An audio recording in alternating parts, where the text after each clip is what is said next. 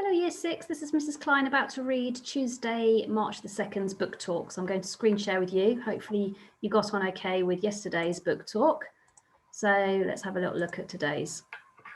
Okay, so we're going to read the questions first as usual. So hopefully you've got those in front of you. Here we go. Question 1. How does the white soldier refer to the muleteers? So just down here, the muleteers are a serviceman who was responsible for the mules, the donkeys, which were used to get supplies to the front line. Okay, so how does the white soldier refer to the muleteers? Question 2. Why does Captain Ashdown challenge the soldier? Give 2 reasons. So you've got 2 reasons to give there why the Captain Ashdown challenges the soldier. Question 3 is a quote. We've some hard days ahead of us and must stick together, no matter where we were born or schooled. What does this sentence tell us about Captain Ashdown as a character? So only that sentence. What does it tell us about Captain Ashdown as a character? And question 4, how would you feel if you were one of the muleteers in this situation? So how would you feel if you were in charge of the mules, but not so much doing that job, but how would you feel the way you were spoken to? But we're going to look at that in a minute in the text. Okay, so here we go. So let's scroll up and hopefully you can see that nicely there. Right, Now or Never, a Dunkirk story. So it's continuing on from yesterday's text extract. So it's by Barley Ray. Here we go. I'm going to read from here. Fearing the worst and without a weapon, I armed myself with a hoofpick. It was short but had a sharp spike, and if any German came close enough, it would make a good weapon. Only I need not have worried. As I edged closer, I saw Captain Ashdown shaking hands with another British officer, one I'd never seen before. The 2 men exchanged pleasantries, and then the gates opened, and 5 vehicles entered the compound. They parked side by side, and about 20 or so weary, so tired-looking, troops jumped out. They were wide-eyed and dirty, and immediately asked for water and bread. Captain Morrow called to me. Private Khan, he said, any of that chicken left? Yes, sir, I replied. Then gather some others and make sure these soldiers are fed, he ordered. They've been fighting Jerry down the road. I nodded and assembled some of my comrades at the mess. We poured the food into bowls, sliced bread, and served it all with butter and water. The soldiers were 8th Battalion Worcestershire Regiment, and most of them seemed friendly as they plodded into the mess. I took charge, making sure each was given a fair share of food before dishing up for the officers. Really good of you, Private, said their captain, whose name was Hayward, and rather spicy too, very agreeable. I left them to it, standing by the entrance. To my left, several of my fellow muleteers were talking in Punjabi, our native tongue. Eventually, a white soldier took exception. Hear, hear, he called. Let's not be having that. Speak English. A couple of his friends agreed, but my comrades ignored his request. I said, speak English, he insisted. You foreigners. He had dark hair, shaved close to his scalp, and his uniform was thick with dried mud. I glanced at Captain Ashdown, who consulted with Hayward before coming over. Is there something wrong? He asked the argumentative soldier. So that's Captain Ashdown speaking. Okay. Is there something wrong? He asked the argumentative soldier. No, sir, the soldier replied. I just want to know what you're talking about. And why is that your concern? Asked Captain Ashdown.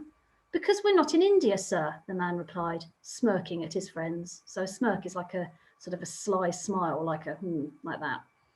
Captain Ashdown sighed. Nor is this England, he pointed out, and yet here we are, and not a French sentence to be had. I don't speak French, the man replied. We didn't all get schooled, sir.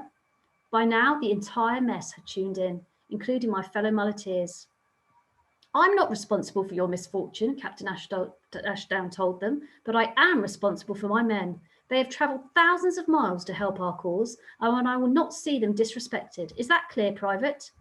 The man bowed his head, his pale skin turning scarlet about the cheeks. Private? Yes, sir, he sheepishly replied. Excellent, said Captain Ashdown. Now finish your supper and get some rest. We've some hard days ahead of us and must stick together, no matter where we were born or schooled. Yes, sir. Oh, and Private, he added, should you smirk at me again, I shall recommend you for dishonourable discharge. Is that clear? Yes, sir. There we go. So let's go over those questions one more time.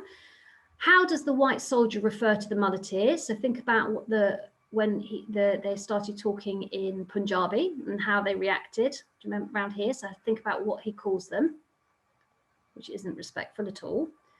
Question 2, why does Captain Ashdown challenge the soldier? Give 2 reasons. So think about why Captain Ashdown is challenging him. Remember, Captain Ashdown is supporting his soldiers and they're speaking in Punjabi.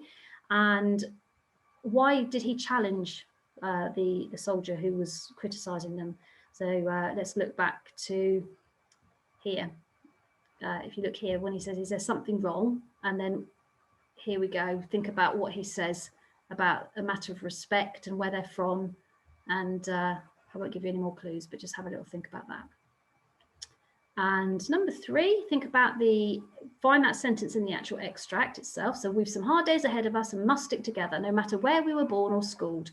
What does this sentence tell us about Captain Ashdown as a character? So we're thinking about that sentence only and how it tells us, what it tells us about his character, okay? So let's find that in the text. Here we go. So we've had some hard days ahead of us and must stick together, no matter where we were born or schooled. So think about what that tells us as a character, that Captain Ashdown's character. All right. Think about where he's come from. Think about everyone being in it together and the effort that his soldiers have gone to. Okay, and why should that matter where they were born or went to school? It's all about equality and respect, isn't it? And question 4, how would you feel if you were one of the muleteers in this situation? So imagine that you were one of those muleteers and you were spoken to like that. How would you feel? Imagine you were there, you're talking in Punjabi with your friends, your comrades. How would you feel being spoken to in that manner?